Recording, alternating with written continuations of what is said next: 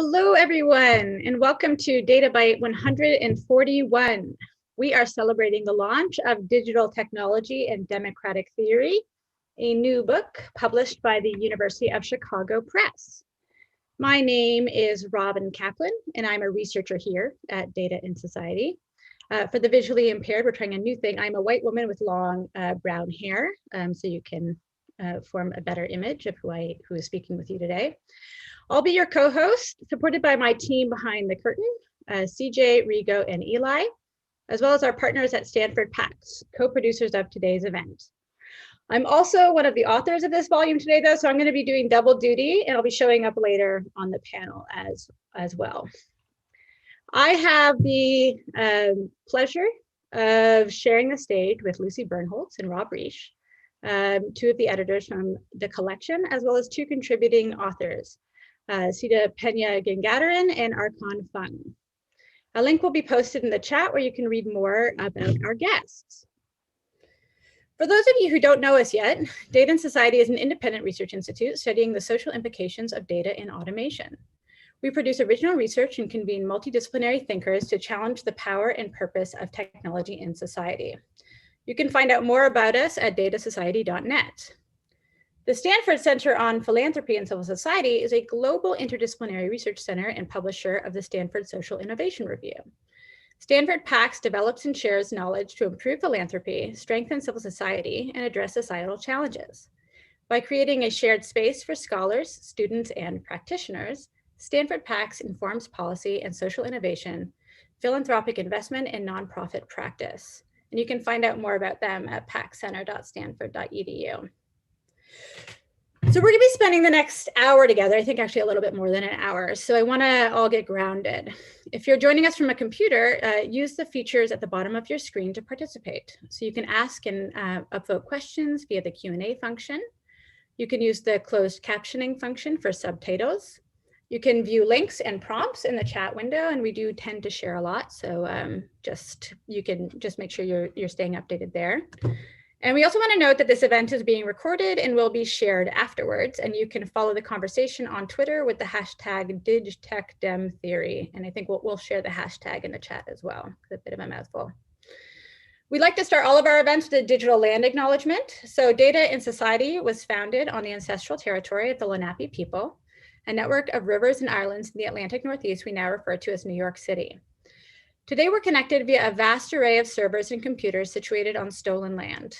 We acknowledge the dispossession of indigenous land by the data-driven logic of white settler expansion and uplift the sovereignty of indigenous people and data. We commit to dismantling modern-day colonialism and its material implication on our digital worlds. And you can visit nativeland.ca and use the Q&A feature to share whose land you're joining us from. So now I want to turn this over to one of the editors of the volume, Rob, to get us into the context of today's event. So hi, Rob. Hello, everybody. Thanks so much, Robyn. And for the visually impaired, my name is Rob Reich. I'm a faculty member at Stanford University. I'm a middle-aged white male professor. Stanford students, I think most students refer to themselves sometimes as rising sophomores, rising juniors, rising seniors. I like to refer to myself as a declining professor, a declining egghead. I'm happy to be here today despite that self-description. I want to offer just a very brief framing idea for this entire conversation. So, of course, on all of our minds these days is the question about whether it was appropriate for the various social media platforms to deplatform now former President Trump, whether or not the banning of Parler to cloud access or to the app stores was indeed a good decision. That's just the most recent version of many of these questions that have beset all of us for at least the past decade. And what I want to suggest that this book allows for us to do is to bring a certain type of sober, mature framework to thinking about questions at the intersection of the digital technologies that have revolutionized our lives and the democratic societies in which so many of us exist. We want to bring a non-polemical orientation to the conversation in which we're not advocates of liberation technology or techno-utopians, but neither are we committed to the idea that Facebook is a destroyer of democracies and that tech companies in Silicon Valley and elsewhere do nothing more than hijack our attention for bad. So one quick note about how this volume came together, because I think it's important to register this.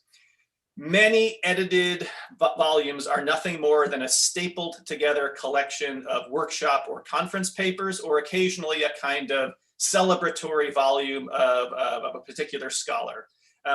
By contrast, this volume was done in a different way.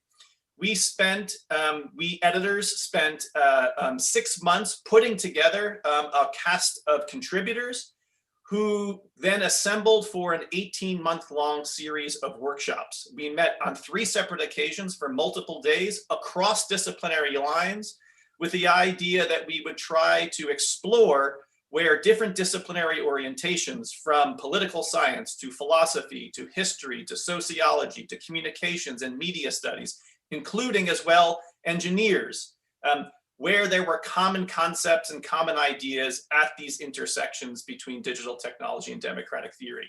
There was no editorial agenda about what conclusions to reach, but rather we sought through these workshops to come to some common views. This book is not, however, a manifesto. It represents the different conclusions of different scholars that are the product of these cross-disciplinary conversations. So I hope with that you get a sense about the volume as a whole, and we'll get a much closer view of a few of the contributions to the volume now. So I turn the floor over to my colleague, Lucy. Thanks, Rob. Thanks, Robyn, and welcome everyone. I'm Lucy Bernholz. I'm a middle-aged white woman with gray hair, red glasses, and there's a beautiful picture of redwood forests behind me. And I'm calling in and want to acknowledge I'm calling in from the land of the Muwekma Ohlone people, who are the original stewards and caretakers of the land that Stanford occupies today, and pay my respects to their elders, past and present. Indigenous people are present and thriving despite our occupation of their ancestral lands, and I acknowledge their existence and continued existence. Let me pick up where Rob left off about the book. Books take a long time to write, and sometimes you get lucky as to when they come out. A lot of the topics and themes, as Rob mentioned, that we were wrestling with for the last few years are now very much on people's mind. I'm an historian by training. I don't think of myself as a democracy theorist, but one of the things we tried to do with the way we went around putting this book together and the final volume is to think of it as an examination of these intersections between democracy theories and digital technology. Each of those spaces taking each other very seriously and calling for expanded and intersectional approaches to theorizing about democracy in a digital age. I think of this as no more democracy theory without digital dependencies. And then when you think about the digital technology side of things, there are a lot of different logics for the digital technologies that we use and are surrounded by. The mass market ones are largely derived from what I think of as a extractive capitalist logic and a surveillance state logic. But there are alternative logics out there, and there are technologies built on them. And particularly as we think about where we are today, there's a lot of talk about new infrastructure. I think it's a particularly opportune time to engage with the potential and possibilities of different logics for digital technologies. The book is by no means comprehensive in scope. Actually, as I look back at it now, I'm not sure that one volume could ever be that. It covers topics from governance by distributed infrastructure to the role of associational life, the role of journalism to the kinds of new skills we all need to thrive. The particular authors who've joined us here, Seeta, Arkan, Robyn, and myself, look at the public sphere, corporate governance, silence, exclusion, and refusal, and the role of community power. But the book covers a broader range of topics than that. And finally, it lays out a research agenda for more work, for scholarship that we hope the book will inspire, and particularly the value of interdisciplinary scholarship, and also a little bit of a sense, I don't think of myself as a democracy theoretician now, but I've played one on TV for the last several years. And I've certainly, my own work is much richer for that. And I think there's room for people from many disciplines in that conversation.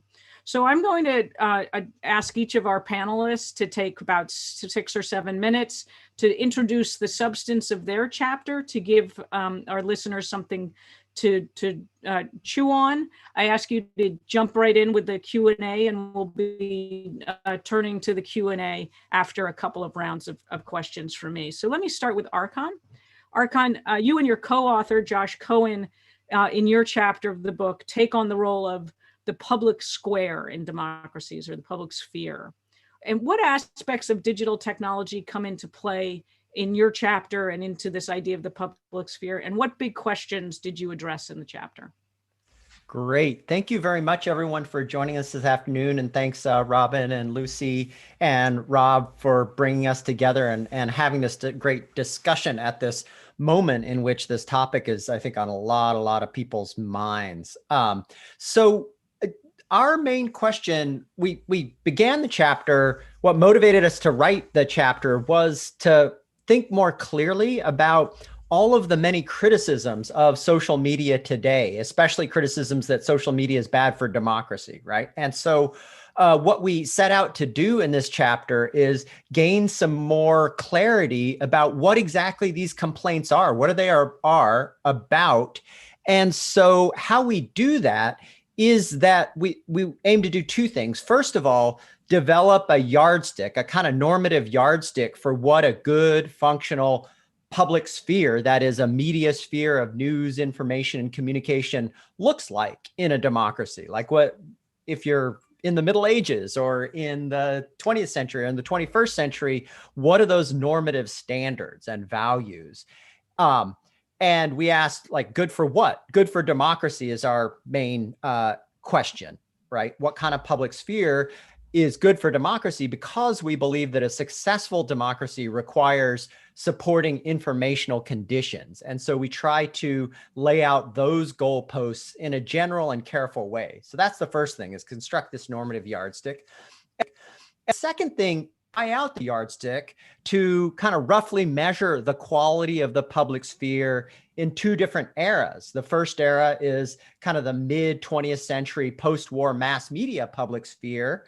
And then the second public sphere that we want to use the yardstick on is our current environment of social media infused digital information. And in application, in using this yardstick, roughly what we find is that the mass media public sphere did some things better than the current public sphere, such as seeking truth and for people to communicate civilly. But the digital public sphere does some things better than the mass media public sphere. It offers opportunities for a much wider range of views and for more people, especially those without resources and connections, to say things, to put their views out into the public sphere and for other folks to respond to them. And so just to give a little more detail, I want to spend just the rest of my time, the few minutes, giving people a sense of what that yardstick is.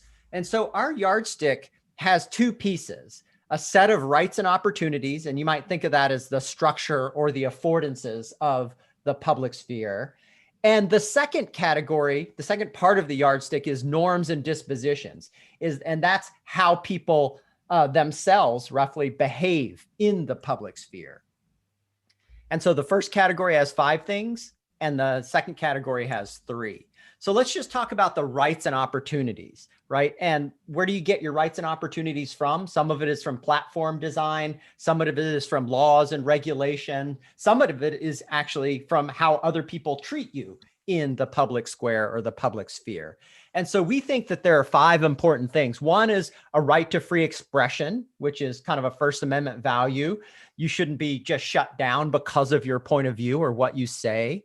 The second, and this is an important one, is that everybody, each individual, should have good and equal chances for expression, for saying things in the public sphere. So for those of you who were living and communicating before the internet was widely diffused. People who had a column in the newspaper had much better chances to get their views out there in the public sphere than me as a graduate student. I'd write these angry op-eds, submit them, and they would all get rejected. So my chances for expression in that public sphere were very, very low, even though I, had a college degree and stuff. The third criterion is access. So everybody participating in the public sphere should have access to reliable and instructive information. And so in the internet world, I think there is access to much wider array of reliable information than there was in the mass media public sphere, but our access might be reduced a little bit because there's a whole lot of noise too, right? The fourth criterion, the fourth part of the yardstick on the rights and opportunities is diversity. As someone entering the public sphere in a democracy, I should have the opportunity to hear a wide variety of views on matters of public importance. And here again, I think that the social media public sphere does much, much better than the mass media public sphere, partially because most of the speakers in the mass media public sphere were professional journalists who had gone to the same schools, been socialized according to the same norms and behaviors. And in the United States and in Europe, some of their main sources were government sources. So the sources were largely homogenous and the speakers were largely homogenous in their viewpoints. Whereas now, as we all know, there's a wide variety, diversity of views on whether or not global climate change is happening or not, on whether one should wear masks or not, on any conceivable subject. There's a wide diversity of views. And then finally, communicative power. When I enter the public sphere, I should be able to do things, find other people who have ideas similar to mine and join with them and maybe organize a March for Black Lives. Or if I think the vote has been stolen, I might want to organize with other people in a peaceful protest to complain about that. And so digital public sphere or any public sphere ought to provide the opportunities for people to exercise communicative power. And then the second part of the yardstick is really, really important, right? The first part is about laws and platform designs and algorithms, if you like, in today's world. But the second part is about how we behave, a lot about how we behave as users of the digital public sphere or being in the public square.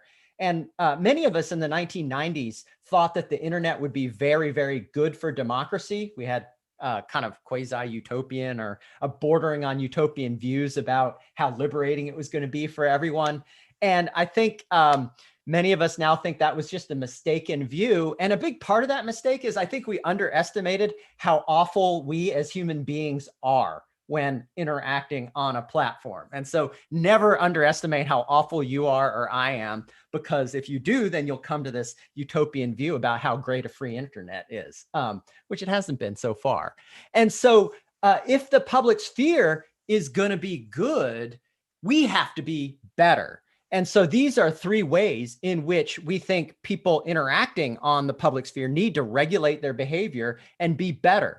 The first is we should have a high regard for the truth, right? We should try to separate the truth from things that aren't true and not amplify falsity. And the 20th century public sphere was actually much better at this because journalists were very well trained and made it part of their professional mission to seek truth and to expose falsity. And they got pretty good at it, right? They didn't get everything right. They got a lot of stuff wrong, but that was part of what they were trying to do, unlike many users of the digital public sphere today. It's maybe more important for a lot of us to feel good or to tweet things that we agree with than it is to be truth regarding, right? The second kind of normative disposition that we should have, the normative regulator that we should each have when we're on Twitter or Facebook or whatever, is we should be oriented toward the common good. We should be saying things that try to at least move all of us forward, even if even people who really, really disagree with us. And I can say a little bit more about what that looks like in the Q&A. And then finally, the third thing is civility. We should treat people civilly, not in the sense that we should be nice to them or polite to them. Maybe we shouldn't. because maybe they're not good people or they're out to hurt other people. But what civility means is that we should treat them with enough respect to listen to their views, and maybe we reject them, but at least try to understand what they're saying, and then to explain ourselves to them, right? So that's what the norm of civility means, is treat someone else as somebody initially who you take seriously enough to try to actually figure out what they're saying. And if you think it's just not true, or you have a different perspective, that's fine. But listen, and then also you have an obligation to explain. You can't just show people the hand, right? Showing people the hand would be a violation of the civility norm, right? And so that's the normative yardstick of rights and opportunities and norms and dispositions. We think that there's a lot of ways in which the current digital public sphere falls short of those norms and dispositions and opportunities and rights. And we think that it's really important that all of us, all hands on deck, government, citizens, platform companies, get to work reconstructing our digital public sphere in a way that conforms to that normative yardstick. Thanks a lot. Thanks, Archon. And I see there's a number of questions coming in already, so no hesitancy from the audience, which is great. Please keep dropping them in. Let me turn now to Seeta. Your chapter takes a very different approach and looks at communities and their interactions with digital technologies, focusing specifically on issues of exclusion and inclusion, silence and refusal. How does technology fit into your analysis, and what big questions did you grapple with? Thanks, Lucy, and to our hosts at Data and Society, and to my co-panelists.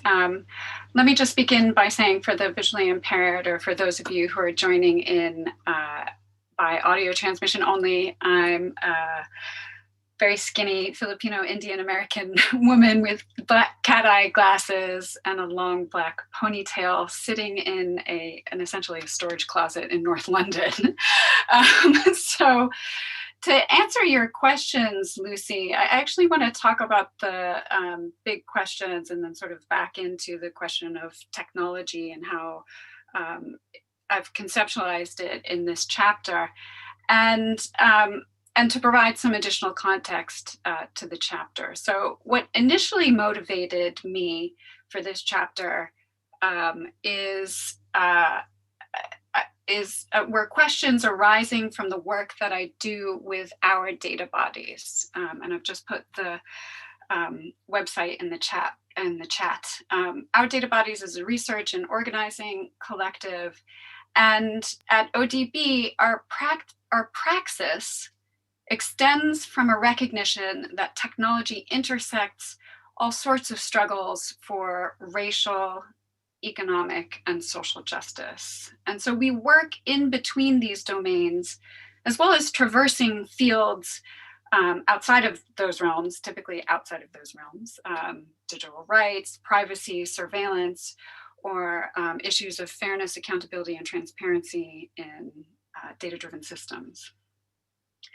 And for 5 years, between 2015 and 2020, our data bodies participated or did a participatory and collaborative research project, some of which is reflected in this chapter, interviewing folks in the most systematically oppressed neighborhoods, or groups that are systematically oppressed in vulnerable neighborhoods in Charlotte, Detroit, and Los Angeles.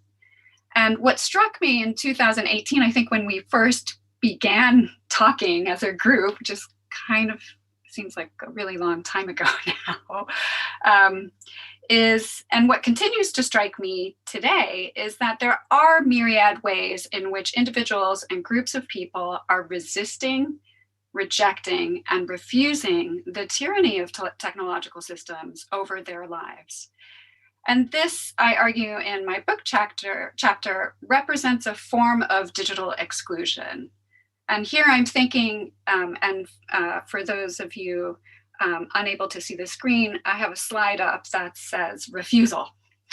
And it's a collage of, if you look closely at the images, it's a collage of different individuals expressing themselves, protesting, a lot of pictures of collaged together of protests in the background in those letters that make up the word refusal.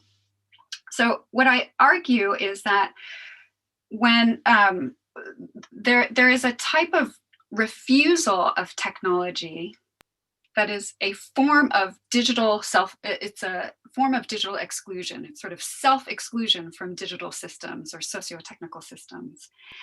And importantly, it's a generative type of exclusion from these socio-technical systems that can get people reimagining the role of technology in their lives, the ways in which technologies do and should govern their lives.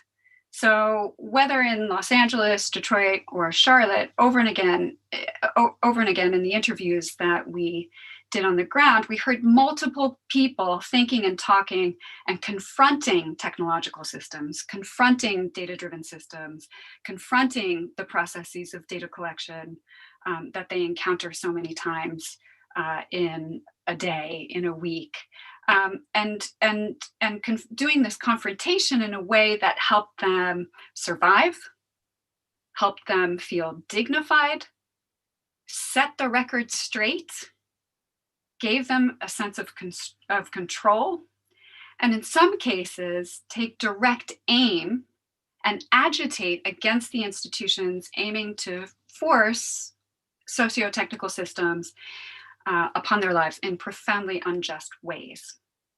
So my chapter grapples precisely with that, right? It's sort of the meeting ground of this participatory research and organizing project that we did for 5 years, and taking that experience and putting it in conversation and the questions that were arising in that work, and putting that in conversation with how we think about technology in relation to this larger project of justice and this larger project of democracy.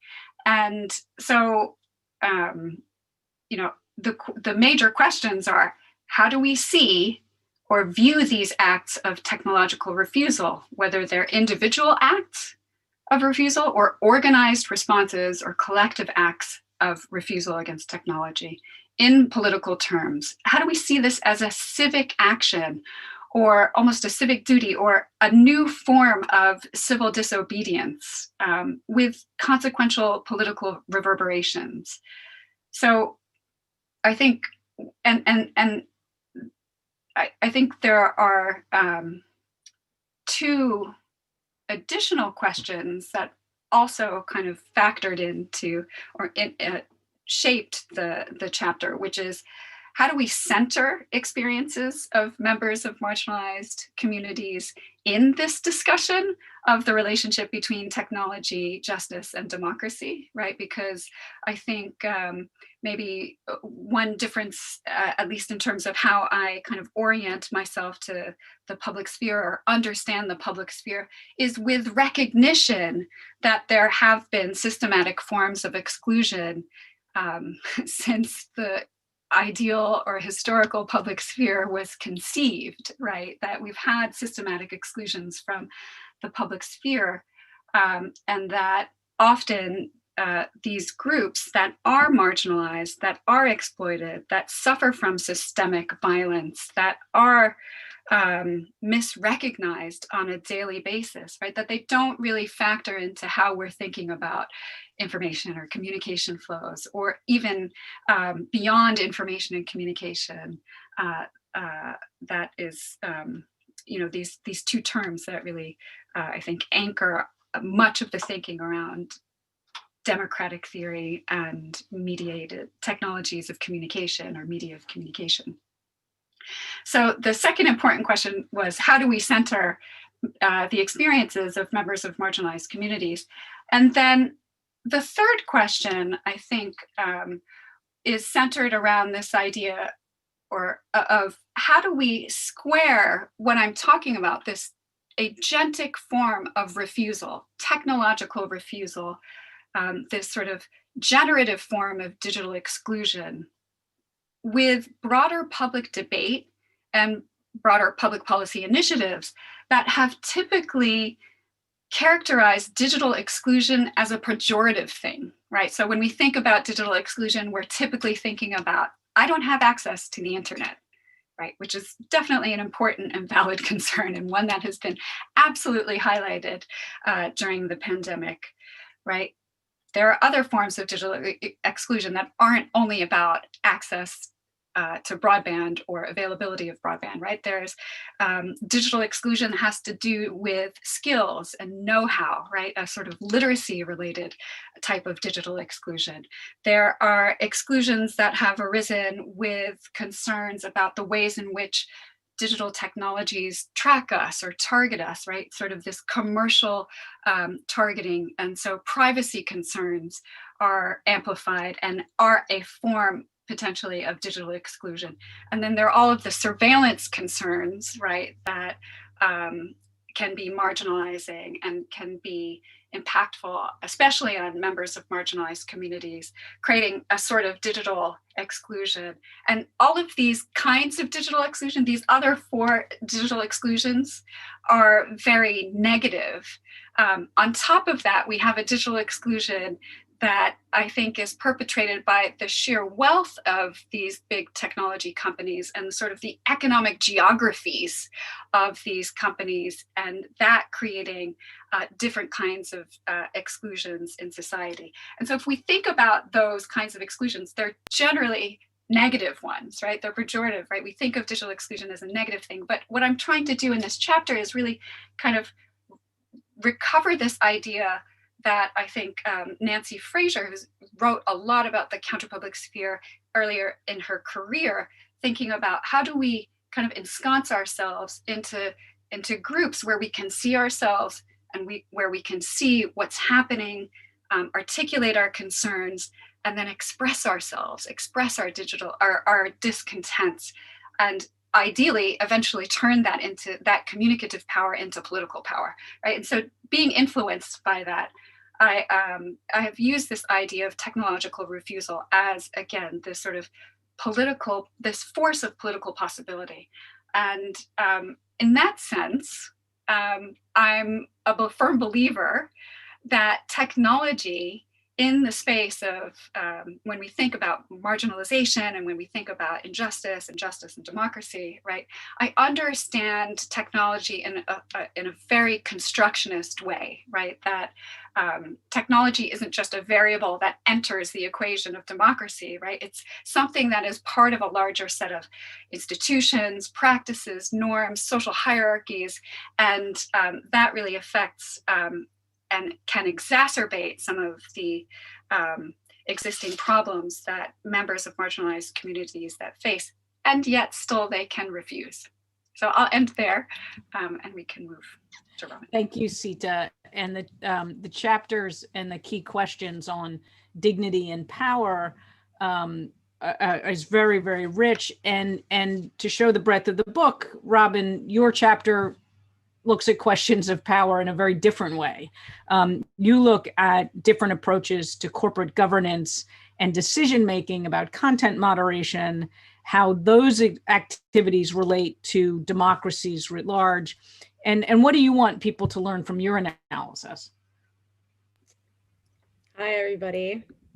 I first wanted to say how amazing this is. This book was such a long process. This was 3 years in the making, and it was a lot of traveling back and forth, a lot of going back to Stanford specifically. So I'm just so happy that Data and Society could host this event for everybody. It just makes me very, very happy. I was also the most junior person in this group by far. So it was like a very overwhelming experience at times, and it still is, to share the stage with these incredibly brilliant scholars. So I'm just very grateful to be here. So I will be honest, I sat down to write this talk yesterday, and it was really tough to go back to all of this material that was so grounded within the context of the last 4 years. And I think as much of this book, as this book was very much spawned by questions about how digital technologies have shaped democracy, particularly as it related to the Trump era. I think that was really the impetus. I think our job now is to understand how many of the issues that gave rise to Trump, white supremacy, political polarization, inequality, transcend the current digital era, and also where we position platforms and digital technologies as political actors. And I had the privilege of moderating a panel this week with Tressie McMillan-Cottom, and she's been influencing my thinking about my work actually all week. But she noted that part of what we've seen in the last few years is in many ways an extension of how whiteness and power has functioned historically. But we've also seen an expansion in the boundaries of acceptable political discourse in ways that are frankly undemocratic. And part of our job now is to redefine those boundaries, and platforms have a role in that. So on that note, I'm just going to give a bit of a background into why I wrote this piece for the volume. So the chapter is titled "The Artisan and the Decision Factory: The Organizational Dynamics of Private Speech Governance." And it's actually based largely on a white paper I wrote for Data and Society and released in 2018, which I actually never presented as part of Data and Society, so this is the first time, called Content or Context Moderation. And this work is part of a broader research project that I'm still engaged in that looks at how platform companies are working to network and distribute responsibility for content policymaking amongst a broad range of stakeholders, including media organizations and fact checkers, civil society organizations, academics, and users. And this is a very funny chapter to have in this volume, I think, because it really gets into the details of content moderation. Which is an odd thing to pair with really big democratic theory. But what I hope this chapter adds is just some acknowledgement of how these theories and goals are interpreted and shaped within the context of the constraints and goals of organizations, in this case, platform companies. So the chapter begins with an acknowledgement of something that it felt like the world learned in the last 2 weeks. Platforms are private companies, and therefore the First Amendment does not apply. I take some time to consider in the chapter why this has been such a hard thing for most people talking about platforms to accept, because of how dominant a role they're playing hosting the public sphere, which is what Archon and Joshua's chapter speaks to, but also because of the optimism and hope we had for these sites early on as being able to fundamentally transform democratic participation. And then moving on from an acceptance that these are public spaces, privately owned and governed, the chapter then goes into a more detailed examination of these companies and how they develop and enforce their content policies. So I took a comparative approach in this work. I interviewed people who worked in policy across 10 major platforms that host speech. So really all of them, I don't even know if I'd be able to list them all from the top of my head, but Facebook, Reddit, Patreon, Vimeo, so from the very, very big to the very, very small. And my real focus was trying to understand how these companies dealt with the types of speech that tend to adapt and shift very quickly online. So hate speech and false information. My goal was to understand what parts of making policy certain types of platform companies are good at and what types they're bad at, and how they kind of engage in this boundary making. So this work was also intended to understand how platforms of various sizes, of different business models, balance their desire to scale with the real need to learn the specific cultural contexts and sometimes even the languages of where they're operating in order to make and enforce content rules. It was inspired in large part at the time by a really fantastic piece of journalism done by ProPublica in 2017, where they discovered that Facebook's particular approach to content policy, which emphasized scale, protected white men, but not Black children. And what I found was a remarkable variation in how platforms form their policies. I pulled out 3 different strategies that I found were spoken about most in my interviews. So the first was an artisanal case-by-case approach, and I don't use artisanal because I'm in Brooklyn. I'm a millennial currently sitting in Brooklyn. I use it because this is the word that they use, and so I wanted to kind of highlight it.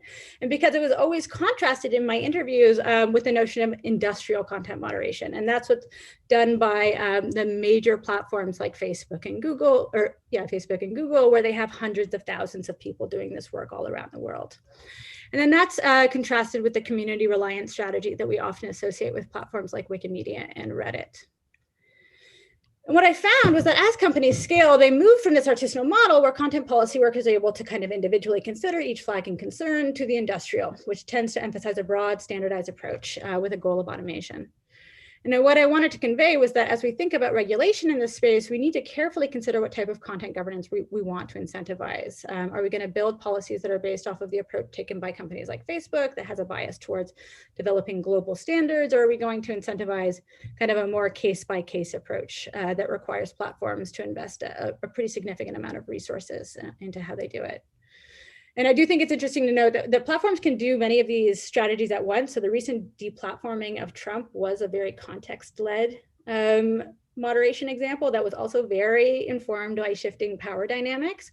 So it's important to really see when platforms are using these different strategies and why. So to answer Lucy's question, I want to return back to what Tressie said earlier this week. Platforms, like all of us, need to be engaged in redefining the boundaries of acceptable political discourse. For this work specifically, I think it's important to consider the strategies they're engaging in while they do this boundary work, how many resources they're devoting to it. In relation to that, how much of a role we expect them to play in shaping the public sphere compared to other institutions. But I also think it's really important to consider the values that are driving their approach. And what I'm finding is that increasingly they're trying to mimic other institutions as a way to build back their legitimacy as their novelty has worn off. So in some other work I've been doing, I've been analyzing how platforms are in their public rhetoric, often trying to position the work that they're doing in relation to how governments make rules. So they're using terms like precedents, building their own Supreme Courts, referring to their own mini legislatures. They're also at times trying to build off of the norms of media policy, emphasizing rules like values like diversity and localism and representation. And they're also trying to kind of reinsert expertise, touting how they're working with academics, civil society organizations, and media. So they're doing a lot of experimenting right now in terms of what values are really going to drive their way, like the way that they want to operate going forward. And what's really interesting about it, what's really funny about it, is that they're desperately trying to draw from the same institutions that they were really intent on disrupting. So in that sense, they can't just keep trying to prove themselves to us and gesture to inclusiveness and pluralism. They also really need to let people in a real way and not just continue the harms of these other institutions. And part of the job that we need to do, and I think that Archon really said this as well, is to continue theorizing, but maybe with a bit more skepticism this time about the role that they should be playing in the public sphere as a way to guide this kind of value development on the part of platforms. So what do we expect from these companies? Just in the same way that we have with media in the past. Thanks, Robyn. So there's an example of the breadth of the book, the volume, and the different chapters. And Robyn got us started bringing this all to the current moment. Again, the book, takes several years to write a book. But I want to ask each of our panelists to just comment on the following, and then we'll go to the questions and answers that are flowing into the Q&A. But how does your chapter speak to what's happening in the US and around the world today? And is there anything you might reconsider if we were starting this project right now? Seeta, I'll start with you, and then Robyn, you've touched on this, but you may have more to add, and then final Archon before we go to the audience questions. So Seeta? Thanks for that. I mean, the events of the last 4 years have been tremendous. And I think that looking at where we are today in relation to where we were 3 years ago when we started engaging in this process, I was certainly more optimistic about this concept of technological refusal, right? This idea that we can collectively kind of respond. I mean, there are individual responses that people are practicing, and that those practices are really important. And at the same time, we're starting to see an emergence of refusal or practices of refusal emanating from different cities and municipalities around the country. So, with respect to facial recognition or predictive policing or other kinds of technology. Now, what's interesting in the last 3 years is that we've also started to see the rise of things like worker walkouts and high wage earning tech workers really trying to generate some movement around whether it's protesting, Google's contract with the Pentagon and Project Maven, or protesting Amazon's contracts with ICE, right? We've seen some pushback within companies, and to some extent, so some of that is genuinely exciting, I think, and at the same time, what I'm also seeing and sensing is that it almost feels like there's a co-optation or an attempt to co-opt this idea of technological refusal by the platforms, by the tech companies, right? That yes, like let's do participatory AI, or let's do sort of people-centered, human-centered technological design. And those are important, and I don't want to discredit them. And I acknowledge that within the tech industry, there is a wide swath of people, and some of them are doing really good work. It's not just extractive or co-optive. But at the same time, I think that is drawing some energy and attention away from the very important work that's happening on the ground, as communities are members of, especially marginalized communities, are really trying to grapple with how do you intersect in the governance of these technical systems that are brought into public safety, that are brought into education, that are brought into other realms of life. And it is really difficult to disentangle. So even in Detroit, where most of my the empirical focus of my chapter lies, I was very optimistic that there was going to be additional momentum and really exciting pushback against facial recognition within the city of Detroit and potentially in the state of Michigan. Now, there's been a lot of tension and a lot of pushback by the police and law enforcement and politicians as well, and it's a tough struggle. So that is ongoing, and that's continuing, and I have a vision of how long that struggle is going to be, and it's going to be really tough. Yeah, thank you. And you bring up also the pervasiveness of the technology as well, as it moves off of our screens and into our streets, as it were, making both the sites of pushback and resistance and the sites of incursion more pervasive. Robyn, was there anything you wanted to add to your comments earlier about how you might reconsider some of what you looked at if we were starting the project today? I think I mean, that question is very funny for me because I'm still very much engaged in this project. And so it's not something that really, the chapter that I did for this book was really the kind of the beginning of a lot of this. I think a lot of the work that I'm trying to do is really trying to understand how platforms are saying they're distributing power, distributing policymaking across a broad range of actors. I think weirdly, what I would do a bit differently is I tried to take a pretty good account of kind of where I sat in that as an academic who does work on platforms, but I think I would have been kind of way more conscious of that very early on, especially as somebody who sits in between academia and civil society. And so that's, I think, one small thing I'd change.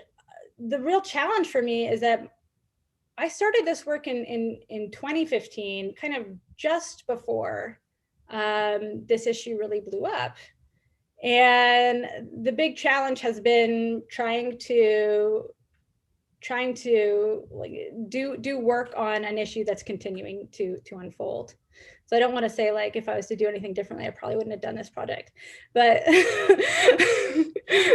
maybe I don't know. It's a tough time to be a media scholar right now, especially that does work in this specific area. Thanks, Robyn. Archon, same question to you. Anything you'd reconsider if we started today? Yeah, that's great. I'll just answer briefly so we can get to the Q&A. One is platform censorship. I guess at the beginning of the project, I would have been much more opposed to platforms deplatforming Donald Trump. I'm somewhat more sympathetic to that now. But on the flip side, I haven't talked to anyone who is active on Parler, but I imagine that the experience of Apple and Google and AWS yanking Parler, I have to imagine it must feel like something like a Russian dissident with the state of Russia breaking up your printing press, or if you're a Hong Kong dissident, the government of China shutting down your social media account, or yanking your website. So I'm just like, I hadn't really considered the censorship dimension and both sides of it. And I'm particularly worried about the second, Donald Trump has plenty of other ways he has good access to the public sphere. No question about that, with or without Twitter. But, I'm thinking about suburban Georgia regular person who thinks that the election did go another way and is talking with 8 friends about that. And all of a sudden their platform is shut down by the biggest companies in the world and they have to get hosting in Russia, right? I mean, how do we think about that exactly, right? And then the other thing that follows on that is the urgency. I was kind of thinking, well, okay, the platform thing, they're going to do what they're going to do. They're going to establish moderation councils. They're going to play around with it. But now they're making big consequential decisions all on their own, which have that are dramatically different, I think, from 2 years ago or 4 years ago. And so I think the urgency of getting some public grip around reconstituting platform decisions, which constitute the public sphere, is of much greater urgency even than how I was thinking about it over when we wrote this. Thank you. So turning to the questions from the audience, and please keep populating the Q&A. I'll start at the top of the upvoted list, and then I'll meld a few because we have about, I think, 15 minutes or so here. But the largest question that Danny Mendelsohn asked and a lot of people supported has to do with how each of you is even defining a public square. And you come at it from such different directions, but can privately owned companies be a public square, or is there just a mismatch at that level that needs to be rethought? I'll let any one of you who wants to jump in first.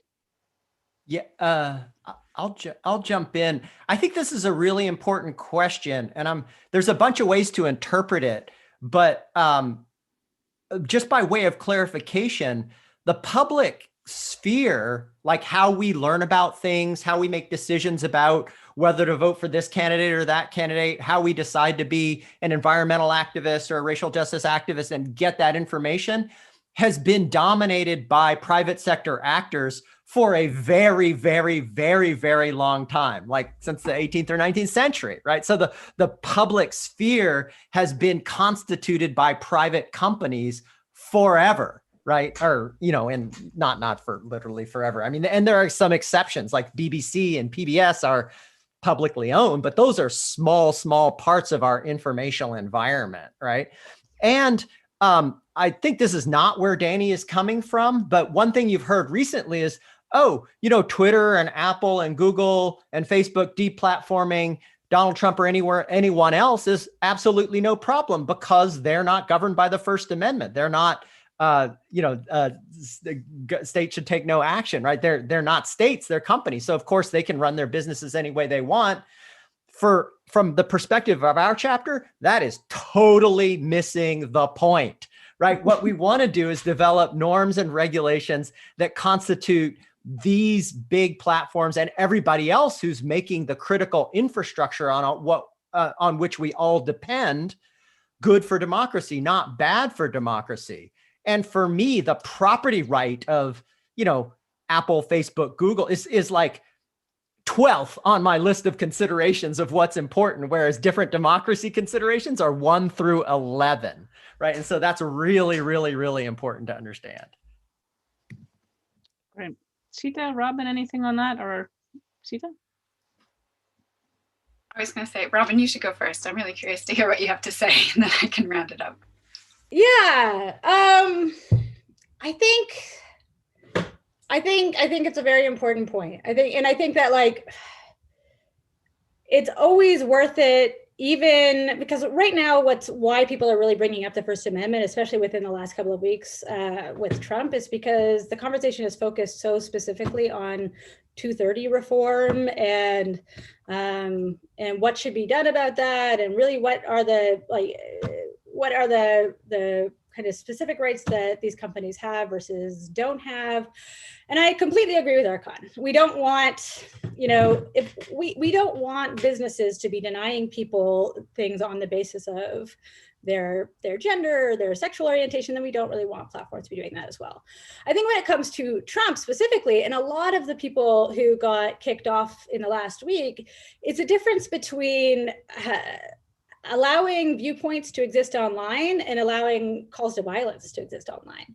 And one of like the more interesting things that you could see was that there was this account that was called like Pres Trump suspend or something like that. It was an account that was basically retweeting everything that Trump would say and seeing how long it would take for him to get suspended.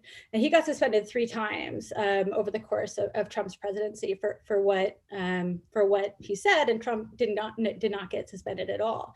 And I think that's also a big complaint that people have online, is that platforms have these rules, but they're being applied to different people differently. And in a large portion of the time, the powerful are the ones that the rules do not apply to, which is kind of really turning this thing on its head. In media policy, you think we should have higher standards for public figures, not lower. And for platforms, much of the time we have, at least with platforms, because of the way they're constructing their concept of newsworthiness, they've really made lower standards. So that's what I think people are really kind of concerned about, is the fact that you have these platforms that are saying that really they place a huge emphasis on procedural fairness. It's like been a big thing. And I think part of that is that they're actually some of them are working with Tom Tyler to develop some of these ideas, but they really want to have these even rules, but they're not.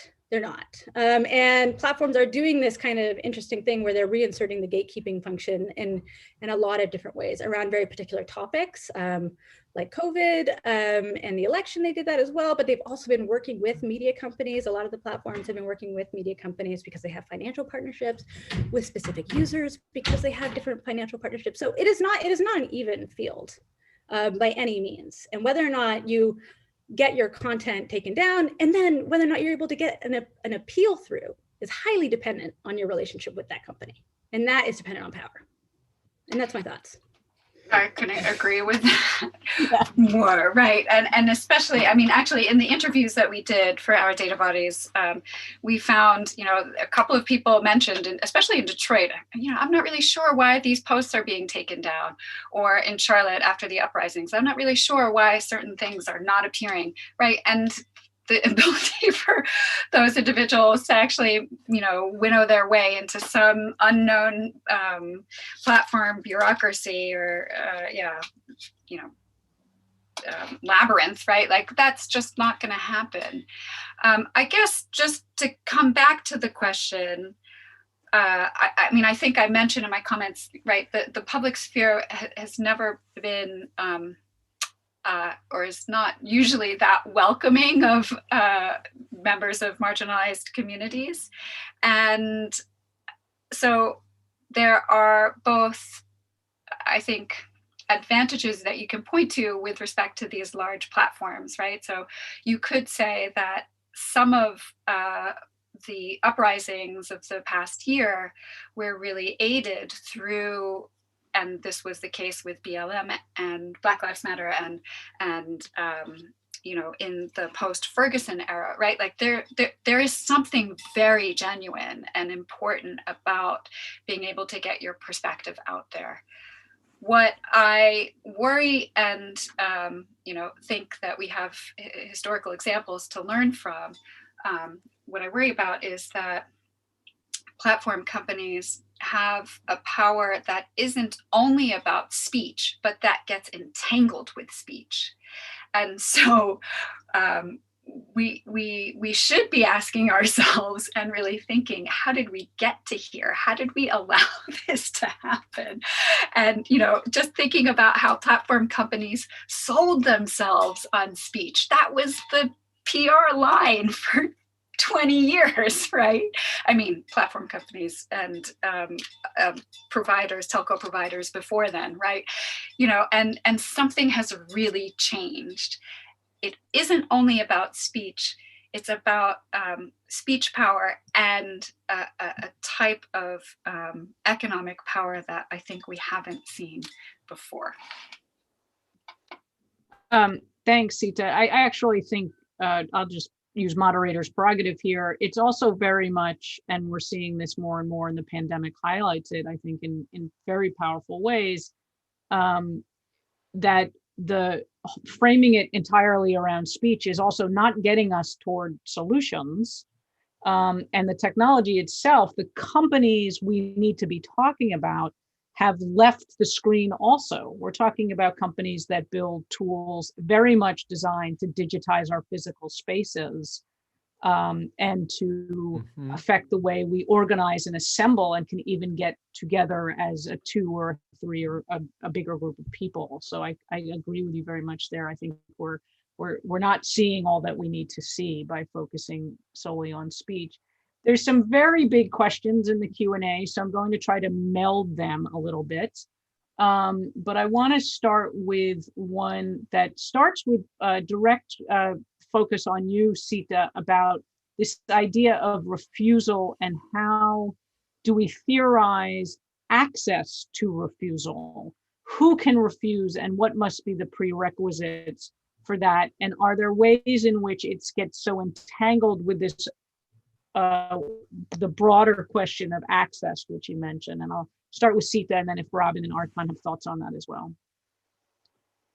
That is such a great question and a really tough one, because there have been moments in my journey as a scholar where I've thought, we should be learning and we should be thinking and we should be researching communities that have very little access, right? And it seems like for many years we kind of left that behind, at least in the United States, right? We don't know as much as we need to know. And when we do research it, it's usually from this lens of, you need that access, you need, and I'm not denying that at all, right? It's impossible to be homeschooling a kid right now without access to reliable broadband. There's no question about that. But I do wonder, and certainly in the work that I've done with our data bodies and in organizing communities in general, I think part of what we try to think about is where have we organized already? Where have we actually, what are we already doing to meet the needs of our communities? And that's not to say that I support only, sort of these like a communitarian understanding of what democracy ought to be. It's just that we can learn a lot from communities that haven't had access, and from communities that have deliberately shut out certain kinds of access, right? And that I think can inform our own consumption habits, where we put emphasis. It's almost a question of when do we need that access and when do we need to refuse it? And do we actually have the right to refuse it? And what is enabling that right of our refusal? So that's how I would answer that question. Arkan, Robyn? Nope. Okay. I have 3 more minutes, so let's see how quickly we can get into some of the questions. There's a very specific question, and I'll ask it to all 3 of you, which is where did it go? If there are examples of platform design, technology design, moderator tools, and I'll add in here governance processes that are actually achieving any of the goals each of you is interested in. In other words, are there good things we could look to?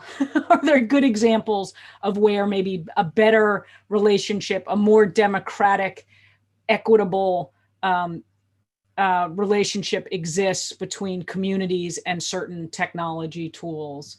The specific question from Matthew asked, like, there's a design trade-off between breadth and ease of use readability, but given your expertise and the breadth of domains you've touched on, I think it goes far beyond that. But any last comments before I turn this back to Rob?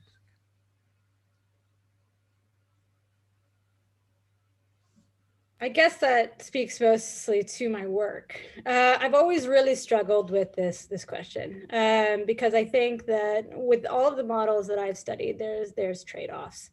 And I think actually the reason why I've struggled with it more is that in a lot of the ways, so the design I like best is the community reliant platforms. It's really great to have communities kind of building their own structures, doing their own norm building. Of course, there's a very urgent labor problem with how platforms use the labor of volunteers. But I also think because community reliant moderation, it ends up showing some of the problems with kind of creating an ideal anyway, because in most of those cases, those the way that those platforms are governed, who has the time to actually do the moderation, it ends up actually reproducing many of the same power dynamics that exist offline. And so I think it's a problem to posit any of these as an ideal, that like any of these kinds of ways, if we could only perfectly design the perfect system and we would solve all problems, it's just not possible. And many of the problems that exist offline are the problems that exist online. So I have a real hard time answering this question. I'm sorry. Thanks, Robyn. Archon? Yeah, that's a great question. And I like Matthew's formulation. I think that it's premature that how we should be thinking about it is not what are the tools or specific solutions, but what are the processes to get to some of these values that we're aiming toward. And let me just take the platform part of it, right? I think that in Facebook, YouTube, Twitter, there are many teams trying to optimize for many things like engagement, like sales, many user stickiness, many different dimensions. And so I guess I would like to see what if in each of those platforms we had a dozen teams and each of those teams had an ethicist, a data scientist, and a software engineer, and they were doing A/B testing. And they picked one of the many democratic values on my list, like truth orientation. And I bet you could get truth orientation in your YouTube algorithm or in your Twitter algorithm cranked up 20, 30, 40% in about 5 weeks if you just put your mind to it with those teams of people, right? So the moderation, I guess, for me is trimming at the edges of what you regard as false or fake news or hateful or harmful. But the whole iceberg is about the content itself. Are we being civil to one another? Are we orienting toward truth? Are we getting toward some kind of common good discussion? And so what can we do as citizens? What can regulators do? But here I'm focused particularly on what platforms could do to up their democratic quotient if they really tried. In the 90% of the iceberg that's under the water, not on the noisy, hateful, false Russian bot, troll farm stuff, but in the algorithm itself, right? I mean, we know that 70% of views on YouTube are not organic, right? They're stuff that the algorithm feeds you, not on what you choose yourself. So and many of our feeds are that way. So how can we increase the democratic quality of those feeds? It's just not a problem I think people are trying to solve, but why not? Seeta, last word on that question. Gosh, that's such a complex question. I don't know if I have a great answer except for to say all of these really hard questions that we're asking of now ought to be asked for technologies coming down the line. So I'm just thinking of quantum internet, right? Like, let's have that conversation now. Let's think about the investment strategies. Let's think about how this innovation is being not only technically designed, but marketed, right? Like, how are we understanding the benefits of this innovation to society, right? We ought to be very meticulously capturing all of the questions that we've had and all of the learnings that we've had over the last 25 years with respect to digital technology and this very, different trajectory that we are now on than I think we first started out with all of our optimistic understandings and discussion about the information superhighway, right? We really need to be thinking about these questions and applying them to the things that are coming down the pike. So while there is a lot of urgency around thinking about platforms and platform governance, there's a lot more that's on its way, and a lot more that's already kind of being put into place, partly because of where we are with respect to the pandemic and how reliant we've become on technology. Thank you, Seeta. I want to echo that. I think one of the things that came up quite a bit, both through the process of writing the book and also Rob and our third co-editor, Ellen Landemore, had the opportunity to rewrite the introduction once the book was finished. So when the introduction is probably the most recently written part of the book. And I hope we made that point, that there's actually, there was scholarship largely coming from Black women and women of color scholars 20 years ago that told us about the content moderation problems we'd be having and facing today. And we shouldn't repeat that same mistake. We should be doing that work absolutely now on the pervasive nature of computing and its interactions in our social life. I want to thank all of those of you who put questions in the question box, and particularly just call out for the panelists to take a look at. I don't know what we're going to do with this Q&A. We're not going to get to it all, but there's a really strong question, I think a wonderfully phrased question to the heart. What's often sort of dismissed as naivete and the good nakedness and positivity, centered white supremacy as a defining characteristic, at least in the US where so many of these technologies are built.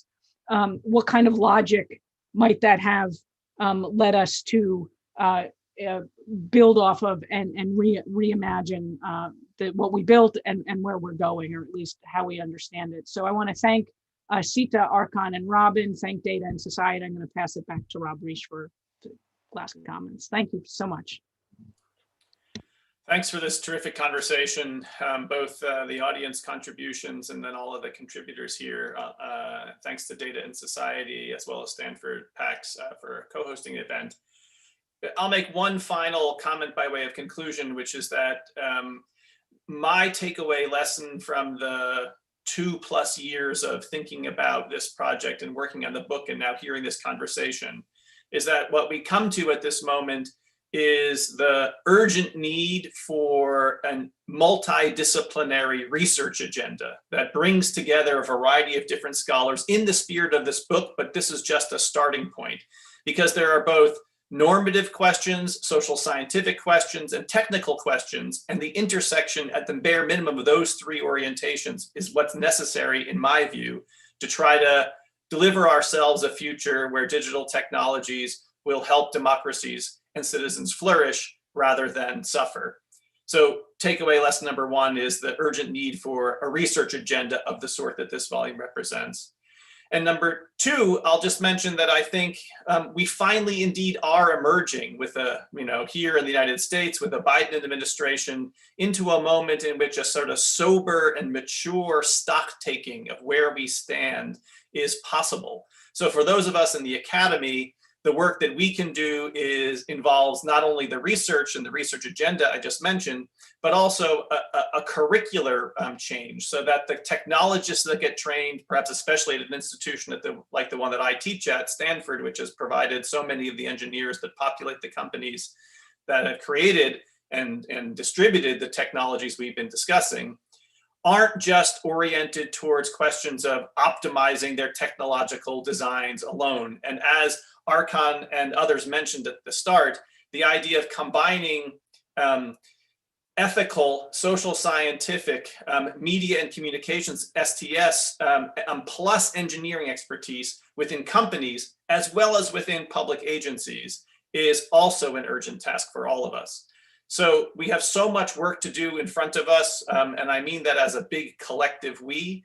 And I want to thank everyone for being a part of the conversation. I hope the book is of interest to anyone who takes a chance to look at it. And I'll just signal, certainly from my point of view, my contact information is super easy to find online. I welcome any comments, thoughts, proposals. Contact me. Would love to be in dialogue with you. So thank you all. So as a reminder, the book will come out next month on February 5th, but we'd like to offer all of you a discount code of 30% off for your participation today. And here's the beautiful book again. I think I'm the only one of us who actually has a copy, a physical copy. So here it is. A link to the publisher's site is on the chat where you can redeem your copy of the book using the code DTANDDT. And thank you all for joining us. Have a great day.